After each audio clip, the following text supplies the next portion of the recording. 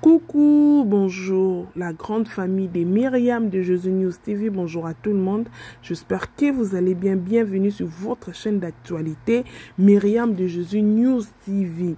Alors, quelles sont les news d'aujourd'hui, la famille? Ah, c'est vraiment triste, nous avons là la marraine de Maman Blanche et puis du pasteur Tounassi. Hey, la famille! La marraine a dit des choses, elle a vraiment parlé. Mais qu'est-ce qu'elle a dit, la famille? Vraiment, je vous demande encore de vous réabonner sur Myriam de Jésus News TV, d'activer encore la cloche de notification pour recevoir toutes nos vidéos, la famille. Vraiment, réabonnez-vous. Bino babone bokima kibo zonga Myriam de Jésus et zongi. Donc bo se réabonner, bo s'abonner lisusu, bo activer ba cloche na ba notification. Alors la mort de Maman Blanche vraiment nous a vraiment touché. Alors nous avons là la marraine qui est venue avec des histoires. Elle est venue nous révéler comment est-ce que Maman Blanche savait déjà qu'elle allait mourir depuis 2009, s'il vous plaît, la famille. Oh, vraiment. C'est pour cela que je me souviens que le pasteur Marcelo même dit, elle faisait des choses avec rapidité et tout. Elle était rapide. Ce qu'elle pouvait faire pendant 2 ans, elle le faisait pendant 6 mois. Donc, elle le faisait vraiment. Donc, elle savait que elle allait bientôt partir. Ah, elle allait Angelo à un moment. Donc, je vais vous laisser suivre la famille. C'est vraiment triste, mais courage au pasteur Marcelo, courage à sa famille, courage aux enfants, courage à l'église, la compassion. Donc, courage Nabino, donc force toujours. Maman Kenoko Pema, je même lis des commentaires, Moni, les gens l'ont vu sous forme d'un ange. Donc, vraiment, maman, oh, vraiment, à sali passé. Donc, à Keneka Kopema. Ce que nous devons nous retenir est que à Keneka Kopema, donc voilà, c'est vraiment triste, mais c'est la réalité. Tout. Donc, moi, je voulais suivre la marraine et je vous demande vraiment de partager la vidéo, partager massivement la vidéo, abonnez à Myriam de Jésus News TV. Nous sommes vraiment de retour. Alors, donc, on est ensemble, comme la Bible nous dit, de pleurer avec ceux qui pleurent, de fêter avec ceux qui fêtent. Alors là, nous sommes en deuil. Donc, nous continuons de pleurer Maman Blanche jusqu'à ce que Bapota Kekawuka. Donc, voilà, courage, courage, courage, courage. Si vous n'êtes pas encore abonné, je répète, abonnez-vous. Si vous êtes déjà abonné, activez la cloche de la notification pour ne rien rater. Donc voilà. Moi, je vous laisse suivre la marraine. Bye bye. Bisous. À la prochaine. Puis, je suis le pasteur Dorcas, Josepha Daniels. Je suis la marraine du couple Tounassi, Marcelo et Blanche. Je pourrais dire que je les ai conçus leur mariage. Donc, je les ai rencontrés, ça fait plus de 20 ans. Et c'est comme si c'était hier. Et j'ai l'impression qu'il y a quelque chose qui m'a été arraché. Parce que notre regrettée, Maman Blanche, j'ai parlé avec elle avant de prendre son avion pour la Turquie. Et c'est ma filleule. Mais c'était une amie, c'était comme ma fille, et c'était la grande sœur de mes enfants. Et j'étais la grand-mère de ses enfants. Je les ai portés un à un, je les ai portés à la maternité, je les ai amenés à l'école.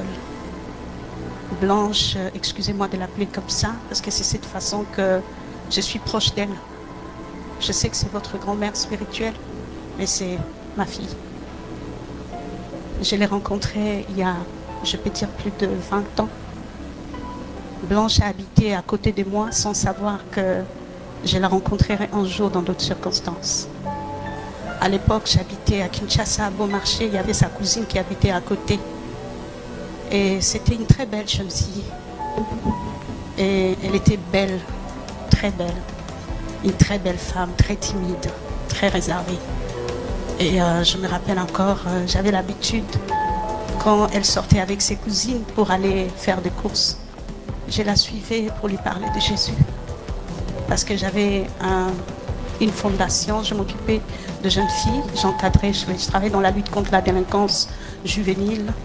Je m'occupais de filles prostituées et je prenais des filles dans la rue pour leur donner un sens dans la vie. Donc, toute jeune fille que je voyais, pour moi, je projetais cette fille dans le futur. Parce qu'il y a deux filles qui sont devenues ce qu'elles sont, parce qu'il n'y a pas eu de gens qui ont eu du cœur, qui ont exprimé de l'amour pour eux, pour elles. Et aujourd'hui, mon témoignage tourne autour de l'amour. Et vous comprendrez pourquoi je veux vous dire ça.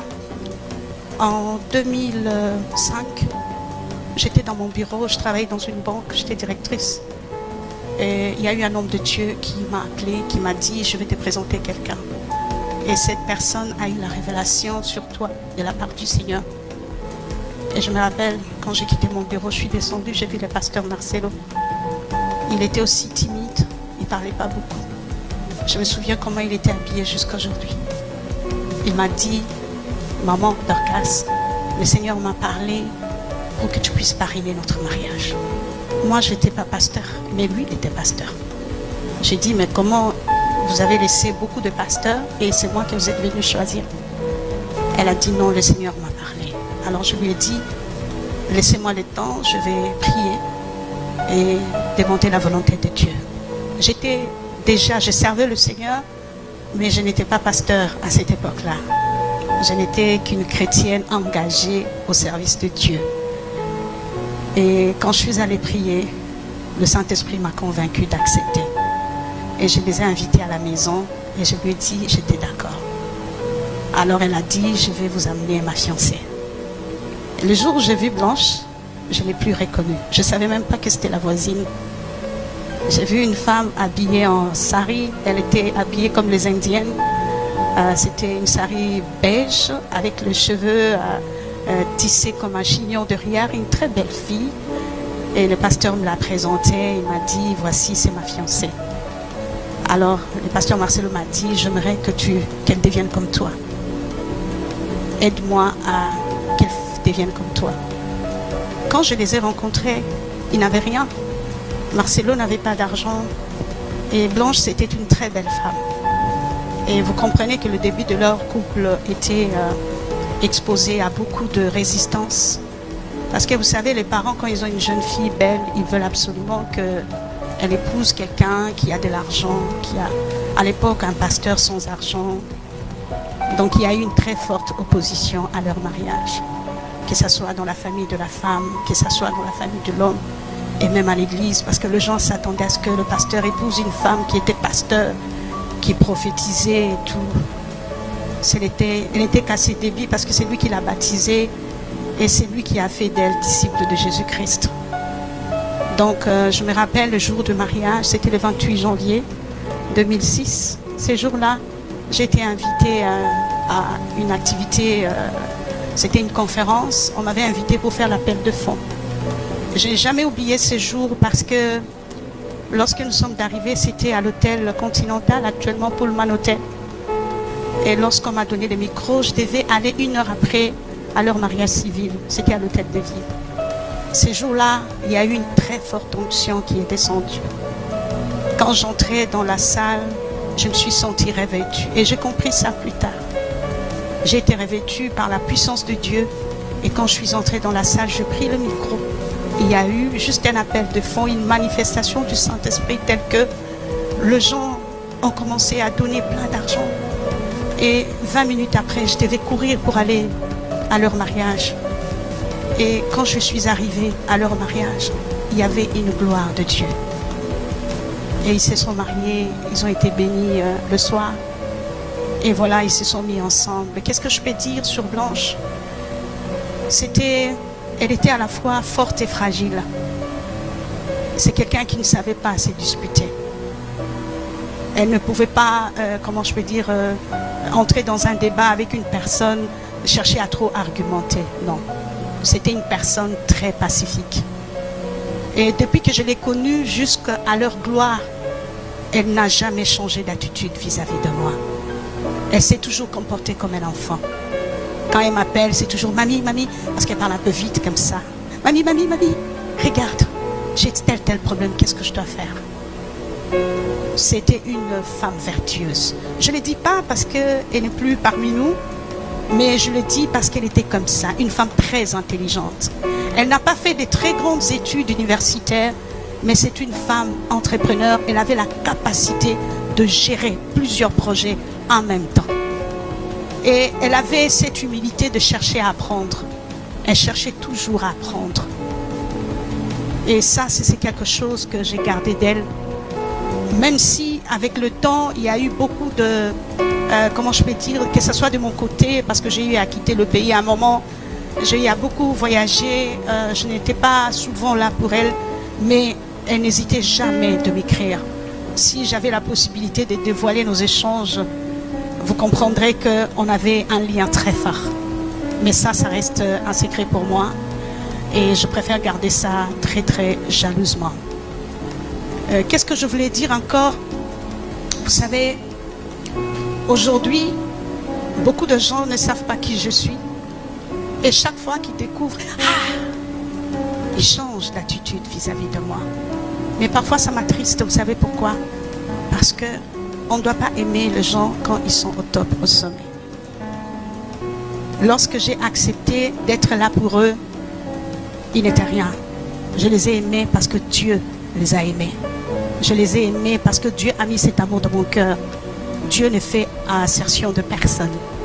Il nous aime de la même façon. Quand bien même certains peuvent se retrouver au sommet, les autres au bas de l'échelle. Ceux qui sont au bas de l'échelle sont une fondation pour ceux qui sont au sommet. Les gens l'attendaient peut-être l'avoir prêché, mais c'est une femme qui a beaucoup conseillé. Elle suivait beaucoup de personnes. Elle a conseillé beaucoup de couples. Elle a conseillé beaucoup de jeunes filles à l'église. Elle a soutenu beaucoup de personnes. Et je crois que vous voyez cela au travers des réseaux sociaux. Servir Dieu n'est pas seulement être à la chair. Servir Dieu, c'est faire du bien aux autres. Je me souviens dans la parole de Dieu, lorsque un des docteurs de la loi, pour tenter Jésus, ils viennent poser la question à Jésus. Quel est le plus grand commandement? Parce que eux, ils savaient qu'il y en avait 10. Mais Jésus va prendre les chiffres 10, il va enlever les zéros pour dire le reste des commandements c'est nul sans que l'amour, si l'amour n'est pas au centre. C'est-à-dire, on enlève le 0 sur le 10 et on laisse un seul et unique commandement. Tu aimeras Dieu de tout ton cœur et tu aimeras le prochain comme tu t'aimes toi-même. Aimer les prochains, c'est donner. Vous avez toujours entendu parler le pasteur Marcelo, il part toujours d'une femme. Il dit, cette femme-là m'a offert un véhicule. Je suis cette femme-là. J'étais là. En ces moments-là, il y a beaucoup de serviteurs de Dieu qui se sont ligués. Ils se sont dit, comment pouvez-vous faire ça? Je le fais parce que Dieu me l'a demandé de faire. Et je continue à le faire jusqu'aujourd'hui. Je continue à le faire. Ne faites toujours pas des choses quand les gens sont au sommet. Mais vous ne savez pas quel est leur avenir. Parlons de sa mort. Elle savait qu'elle allait mourir. Elle savait. Mais sauf qu'elle ne connaissait pas les jours. Le Seigneur lui avait révélé ça en 2009. En 2009, nous étions en prière à la Compassion avant que la Compassion n'ait l'explosion qu'il y a aujourd'hui. On était en prière parce que quand ils ont déménagé vers Limité, le pasteur m'avait demandé si je peux venir aider Blanche parce qu'il fallait monter le département de femmes. Je suis venue, je travaillais avec elle. Qu'est-ce qui s'est passé un jour pendant la prière? Elle a vu une vision. Elle dormait la nuit, elle a fait un rêve. Et ce même jour, moi j'ai vu une vision. Je suis venue partager la vision avec elle. La vision était comment? C'est qu'elle s'est vue plus tard. Ils étaient en train de monter la montagne avec le pasteur Marcelo. Et quand la main de pasteur Marcelo a touché le sommet, elle était fatiguée. Elle tenait par la main et sa main gauche a glissé. Elle est restée une main attachée à Marcelo. Et Marcelo lui disait, Blanche, s'il te plaît, tiens bon, tiens bon. Elle a regardé son mari dans la vision. Elle lui a dit, non Marcelo, je dois partir, je ne peux plus continuer. Et quand il a lâché la main, Marcelo a crié. Et c'est ce qui s'est passé. C'est vrai que si nous regardons tout ce qu'elle a fait, on peut faire comme dans Actes des Apôtres chapitre 9, demander sa résurrection. Oui, Dieu peut la ressusciter. Oui, Dieu peut la ressusciter dans sa souveraineté. Si elle a encore la provision ici sur la terre, Dieu va la ressusciter. Mais si elle a épuisé sa provision, Dieu va la recueillir. Pour preuve, lorsque j'ai appris la nouvelle, j'ai pleuré comme un enfant. J'étais devenue folle dans ma chambre d'hôtel. J'étais en mission à Québec. Et le lendemain, le jour où je devais aller assister à la conférence, on m'appelle pour me dire qu'elle est décédée. Je pleurais comme un enfant. J'ai dit, Seigneur, c'est pas possible. J'ai parlé avec elle. Elle m'a envoyé les vidéos d'oracle. Elle m'a dit, mamie, ton coco a réussi. Elle vient au Canada. Réserve-nous une chambre. On arrive. Comment ça? De samedi à aujourd'hui, qu'est-ce qui s'est passé? Seigneur, tu n'as rien montré. Qu'est-ce qui s'est passé? J'ai pleuré. La nuit, j'ai pleuré. J'ai dit, Seigneur, fais quelque chose. Et le matin, quand je me suis réveillée, ma nièce qui dormait avec moi, elle me dit, mamie, j'ai vu une vision. J'ai vu Maman Blanche. Je l'ai vue la nuit, elle est apparue quelques secondes. Elle était toute heureuse. Et quand j'ai vu ça, puis elle a disparu. Et quand je me réveille, je te vois en train de prier. Il était 1h, 2h du matin. Alors quand elle m'a dit ça, j'ai dit merci Seigneur. Mon cœur était dans la paix. Blanche est partie. Mais toi aussi, un jour, tu ne sais pas. Est-ce que tu es prêt? Elle au moins, aujourd'hui, on témoigne. Je sais que les réseaux sociaux racontent des choses. Mais nous, on s'en fout de ça. Parce que Jésus était le Fils de Dieu. Mais la Bible dit, on l'a traité de Belzébuth.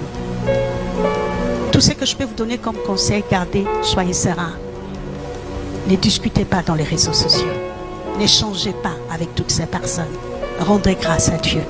Ne tombez pas dans le piège de l'ennemi. Elle est allée dans le repos du Seigneur. Elle a combattu le bon combat. Et elle attend son couronnement. Et toi aussi, comme tu es là, sois prêt. Jésus revient bientôt. Il y a quelque temps, pour terminer, c'était en 2014. Je dormais. J'étais en 30 jours de jeûne et prière. Le 27e jour de mon jeûne, l'ange de Dieu vient me prendre. Et il me dit, viens, je vais te montrer quelque chose. J'arrive, je trouve 3 églises. La première église, il y avait 3000 personnes. La deuxième, il y avait 2000. Et la dernière, il y avait 1000 personnes. Je peux vous assurer, l'adoration était comme tout à l'heure. Les gens adoraient. C'était merveilleux.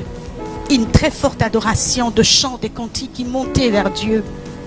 Et à un moment, on annonce l'enlèvement.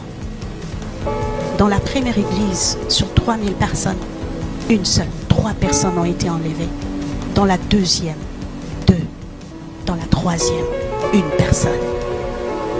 J'étais choquée. J'ai dit à l'ange, tu veux me dire que toutes ces personnes n'ont pas été enlevées? Il me dit oui. Je dis mais pourquoi? Il me dit viens, je vais te montrer quelque chose. Et quand on arrive devant des gens, il me dit je pouvais voir. Il dit regarde, qu'est-ce que tu vois? Je vois mariage, je vois promotion, je vois élévation, je vois la bonne santé. Il dit mais et pourtant, Jésus leur a dit dans Matthieu 6,33 de rechercher premièrement le royaume de Dieu et la justice de Dieu. Le reste leur sera donné après. Mais qu'est-ce que tu vois dans leur cœur? Beaucoup viennent devant la présence de Dieu parce qu'ils ont des problèmes. On ne vient pas pour chercher Dieu. Quand on aura trouvé Jésus, tout sera résolu. Bref, après il m'amène sur une piste. Et sur cette piste, tout était blanc. Il y avait un grand bâtiment avec 2 portes. Et il y a eu un jet privé qui a atterri. Et lorsque ce jet est atterri, il y a eu un homme qui est sorti. C'était 2 messieurs. Ils étaient blancs, grands de taille, avec 2 mallettes diplomatiques. Ils se sont dirigés vers les 2 salles. C'était comme un aéroport. Et l'ange me dit, on va entrer dans une des salles. On est entré. Et puis, devant, il y avait un mur blanc comme ça, avec un tableau. Et puis, il a sorti le rétroprojecteur et il a balancé sur le mur. Et il était écrit, Jésus revient bientôt. Alors l'ange se retourne et me dit, va dire au pasteur de préparer l'église pour l'enlèvement. J'ai vu 3 fois l'enlèvement. Si j'ai eu l'opportunité de vous parler aujourd'hui, c'est pour vous dire, nous pleurons autour de Maman Blanche. Nous voudrions qu'il y ait son onction, l'onction qui était le manteau qu'elle avait descendre sur nous.